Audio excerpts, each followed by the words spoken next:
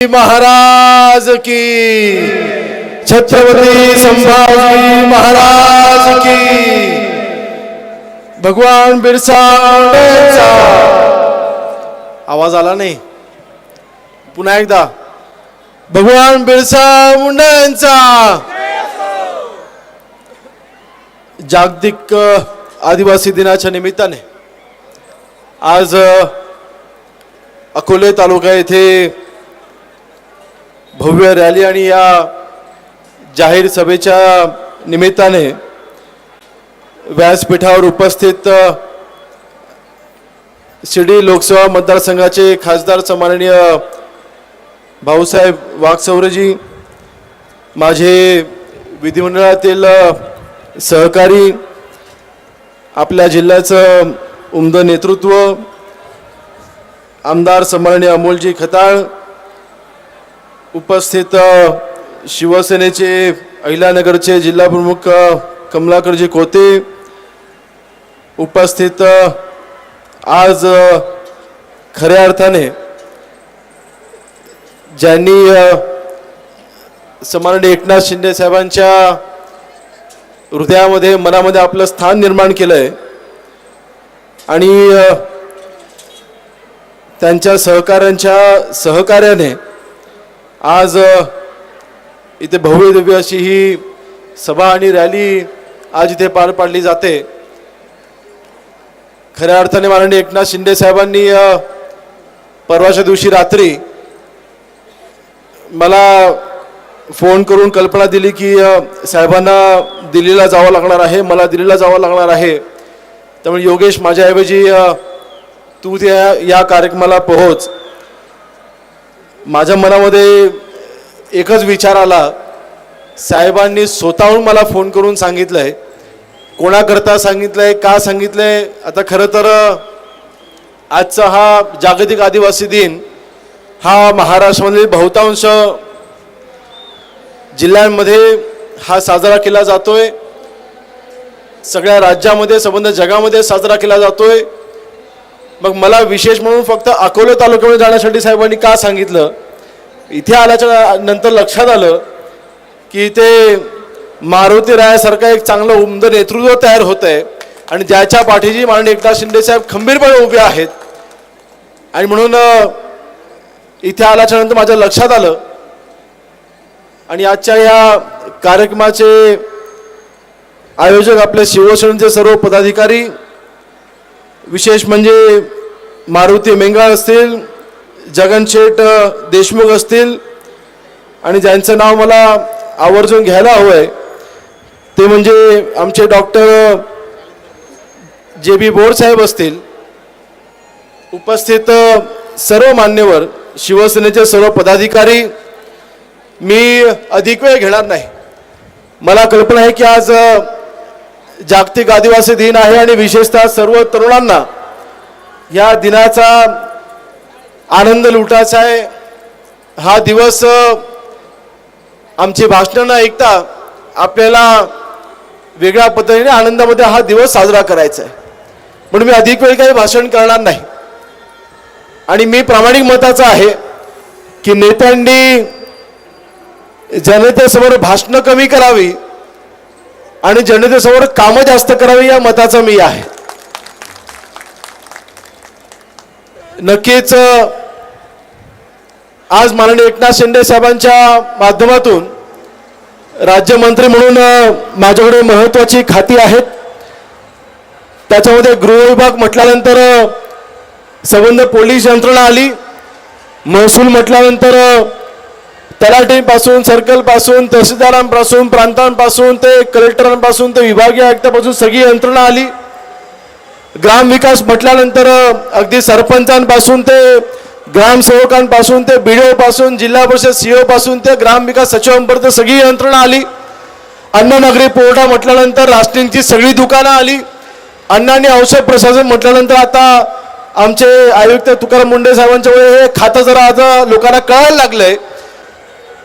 ही सर्व प्रशासकीय यंत्रणा बांधवांना आज माझ्या देखील मतदारसंघामध्ये आज जागतिक आदिवासी दिन आम्ही साजरा करतोय, पण मी जरा वेगळ्या पद्धतीने साजरा करतोय। मी माझ्या मतदारसंघामधील माझ्या रत्नागिरी जिल्ह्यामधील सर्व आदिवासी बांधवांना मी एका छताखाली आज आणलेला आहे। जवळपास आता आमच्याकडे लोकसंख्या कमी आहे परंतु महत्त्वाची आहे। जवळपास 6 ते 6.5 हजार आदिवासी बांधवांना एका दिवसामध्ये शासनाच्या सगळ्या योजनांचा लाभ द्यायची योजना आज मी कार्यक्रम माझ्या मतदारसंघामध्ये मी राबवलेला आहे। मी आता मारुतीला तेच सांगत होतो, आज राज्यमंत्री म्हणून आपल्याकडे असलेली ही खाती महत्त्वाची आहेत। या खात्याच्या अंतर्गत हजारो योजना आदिवासी बांधवांसाठीच्या महाराष्ट्रामध्ये आणि देश पातळीवरच्या योजना आहेत। या योजना आपल्याला जनतेपर्यंत घेऊन जायच्या आहेत आणि मारुतीला मी बसल्यावर तेच सांगतो की तुम्ही देखील असं नियोजन करा, प्रत्येक गावागावापर्यंत आपला व्यक्ती आपले कार्यकर्ते पोहोचवू द्यात शासनाच्या योजना। माझं असं मत आहे की आदिवासी बांधव अतिशय भोळा आहे, अतिशय भोळा आहे, अतिशय साधा जीवन जगणारा आपला आदिवासी बांधव आहे। कदाचित या शासनाच्या योजना अधिकारी तुमच्यापर्यंत घेऊन येत नसतील आणि आदिवासी बांधव कधीच स्वतःहून शासकीय कार्यालयापर्यंत जात नाही। तो बिचारा अधिकाऱ्यांसमोर पर मान खाली घालून बोलतो, तो अधिकाऱ्यांना घाबरतो, लोकप्रतिनिधींना कदाचित घाबरतो। आणि म्हणून मला वाटतं आपल्यासारख्या लोकप्रतिनिधींनी हा पुढाकार घेतला पाहिजे। शासनाच्या सगळ्या योजना या आदिवासी बांधवांच्या घराच्या त्यांच्या दारापर्यंत आपण लोकप्रतिनिधीने पोहोचवलं पाहिजे, ही आपली जबाबदारी आहे। आणि आपला पुढचा कार्यक्रम मला वाटतं आज आपला हा आनंदोत्सव साजरा होऊ द्या, त्याबद्दल अजिबात दुमत नाही। जल्लोष आहे, शेवटी हा जोशच तरुणांना पुढे घेऊन येतो, परंतु आपला पुढचा कार्यक्रम आपण ह्या शासनाच्या योजना जनतेपर्यंत पुढे घेऊन येण्याचं आपण नियोजन करा। हा योगेश कदम भावासारखा तुमच्या पाठीशी उभा असेल, तुम्ही मागाल ती मदत। आणि 350 किलोमीटर माझ्यासाठी काही नाही, आम्ही एक दिवसभरामध्ये 500-600 किलोमीटर आम्ही सहज गाठतो, काही अडचण नाही, कंटाळा अजिबात नाही। माननीय एकनाथ शिंदे साहेबांनी ज्या विश्वासानं आमच्या खांद्यावरती ही मंत्रिपदाची जबाबदारी दिली आहे, हे मंत्रिपद आम्ही जनतेच्या उपयोगी नाही आणू शकलो तर या मंत्रिपदाला ह्याला काही उपयोग नाही, या मताचा मी आहे। तुमच्या मदतीसाठी आम्ही आहोत, आम्ही तुमचे सेवक आहोत। जनतेच्या योजना तुमच्यापर्यंत पोहोचाव्यात हे आम्ही प्रयत्न केले पाहिजेत। होय, आज मला अभिमान आहे, आज माननीय एकनाथ शिंदे साहेबांच्या नेतृत्वाखाली माननीय एकनाथ शिंदे साहेब 2.5 वर्ष मुख्यमंत्री असताना ऐतिहासिक निर्णय आदिवासी बांधवांसाठी घेतलेले आहेत।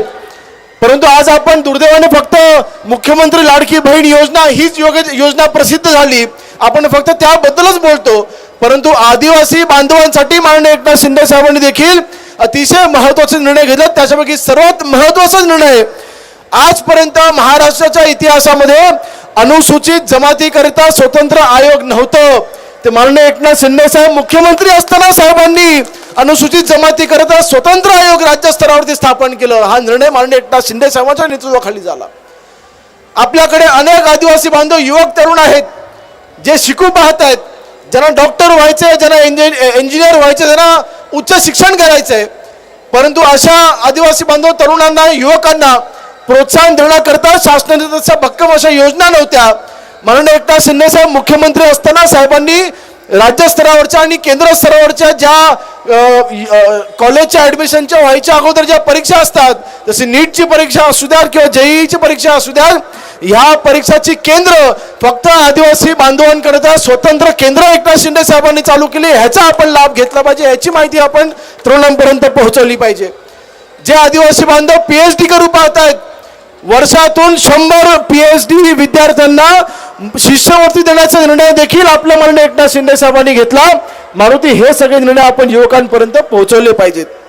होय, आपण अनेक मागण्या इथं केलेल्या आहेत, परंतु असे अनेक निर्णय आहेत आणि त्याच्यापेक्षा सर्वात महत्त्वाचा निर्णय माननीय एकनाथ शिंदे साहेब मुख्यमंत्री असताना साहेबांनी निर्णय घेतला, ज्या क्षेत्रामध्ये 50% पेक्षा जास्त लोकसंख्या आदिवासी बांधवांची आहे, त्या क्षेत्रामधील ज्या सरकारी जागांमधील वर्ग 3 आणि वर्ग 4च्या ज्या भरतीच्या जागा असतील, त्या सगळ्या जागा 17 संवर्गाच्या जागा या सर्व भरतीने आदिवासी बांधवांनाच दिल्या गेल्या पाहिजेत। हा महत्त्वाचा निर्णय माननीय एकनाथ शिंदे साहेबांनी घेतलाय।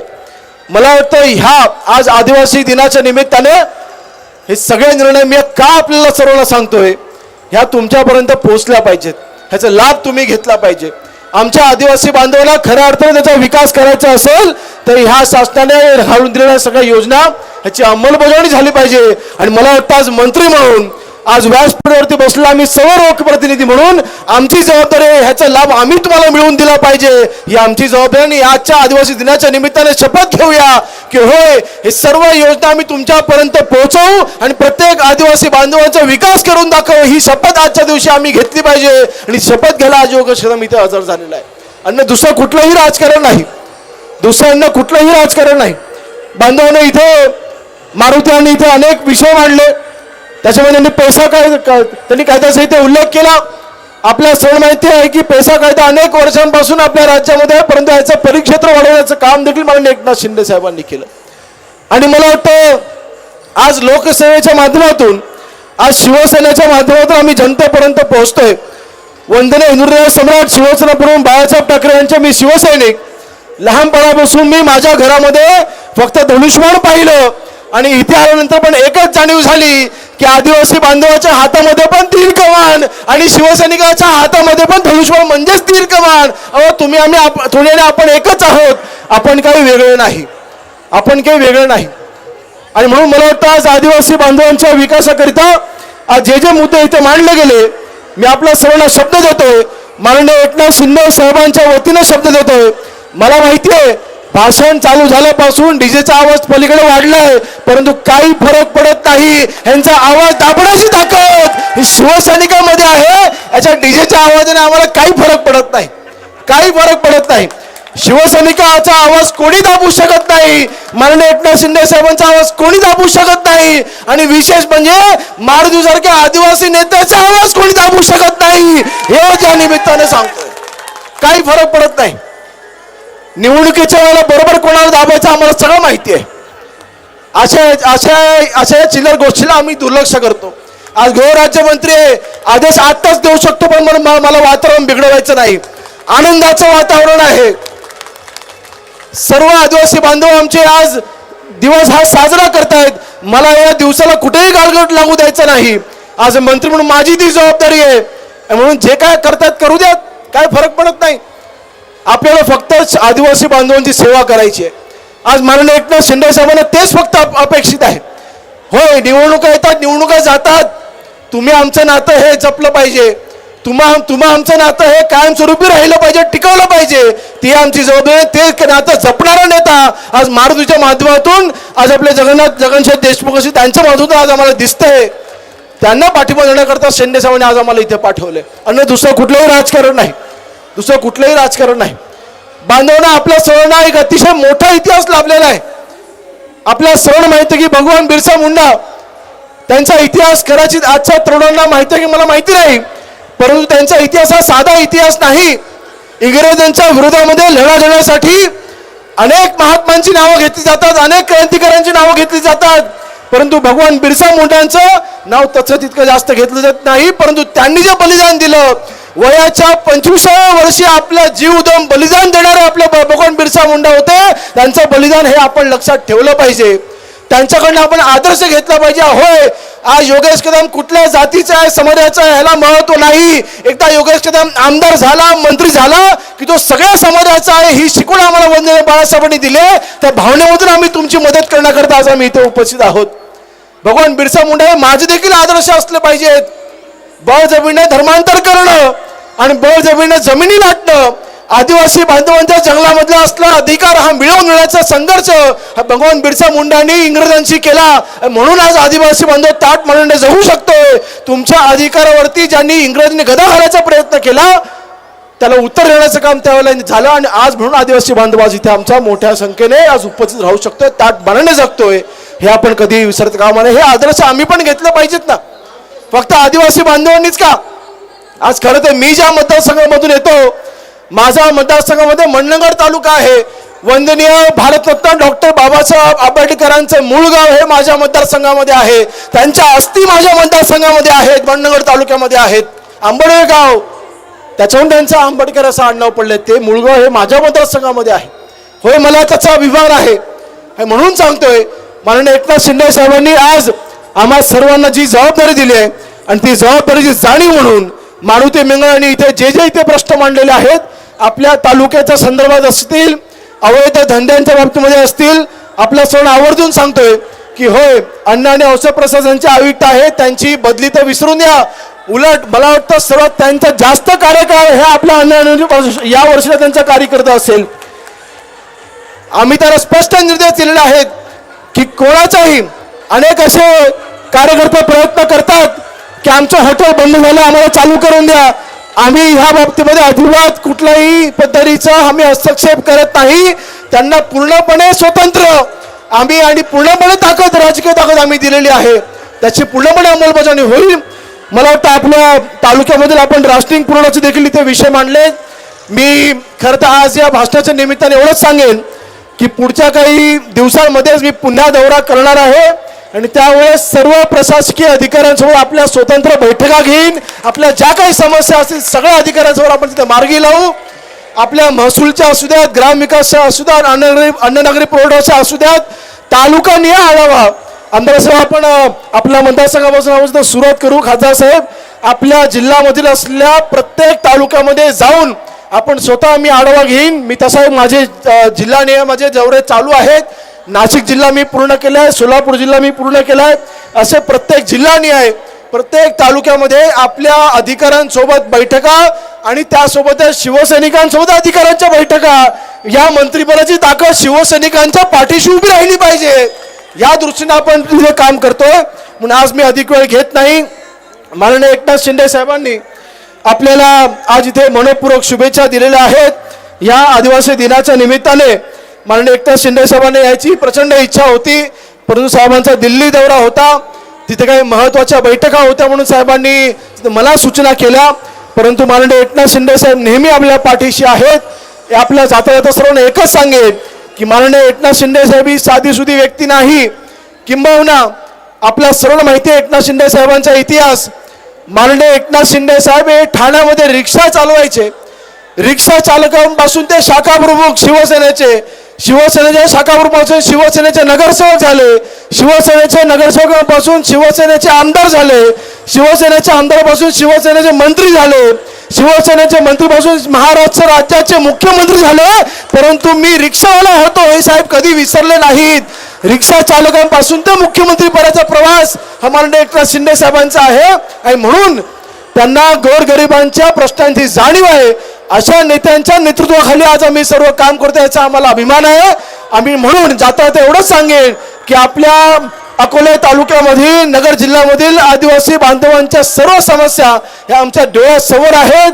तुमचं जीवन हे व्यतीत होणार नाही. तुमच्या जीवनामध्ये आनंद ह्या आदिवासी दिनाच्या निमित्ताने पुढचं सीमित न राहता तुमचं अख्खं आयुष्य हे आनंदमय झालं पाहिजे ह्यासाठी आम्ही झटू हा शब्द मी आपल्या समोर देतो आणि अधिक वेळ न करता इथेच थांबतो. जय हिंद, जय महाराष्ट्र, जय आदिवासी.